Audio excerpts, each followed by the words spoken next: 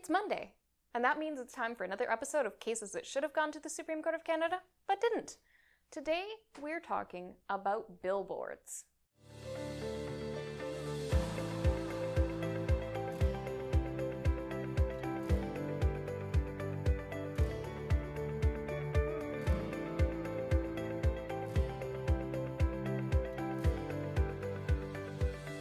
Cases that should have gone to the Supreme Court of Canada, but didn't.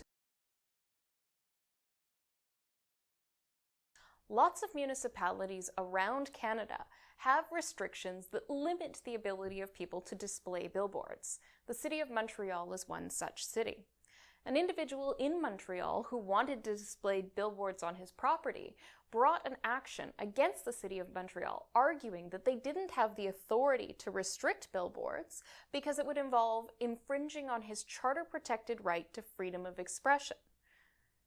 The case is obviously one of national importance because these bylaws affect individuals across the country. We've seen cases of national importance dealing with advertising, including as far back as the Irwin Toy decision from the Supreme Court of Canada. And so advertising and freedom of speech have already been determined to be issues of national importance. The question of whether or not a billboard and having a billboard and a city's limitations on billboards is contrary to rules of protecting your freedom of expression rights is something that affects every individual, both in your right not to be assaulted by unnecessary advertising, but also your right to control what you're doing with your property and how you're expressing yourself on your property.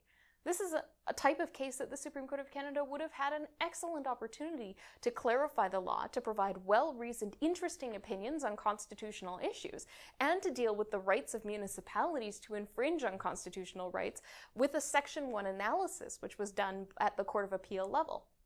All of this was something that should have been dealt with by the Supreme Court of Canada so that people can have clarity about whether municipalities can restrict their rights to make money on their properties by using their freedom of expression charter-protected interests. And unfortunately, the Supreme Court of Canada, I think, really missed an opportunity for a fascinating discussion of freedom of expression rights and advertising in the modern age in Canada. And that's unfortunate.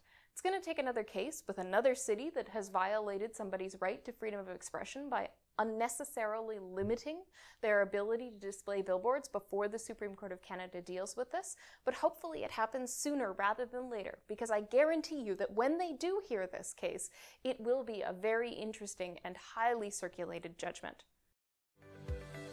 Cases that should have gone to the Supreme Court of Canada, but didn't. Thank you for tuning in to another episode of Cases that should have gone to the Supreme Court of Canada, but didn't. I'm Kyla Lee at Acumen Law. Please like, subscribe, and share with your friends.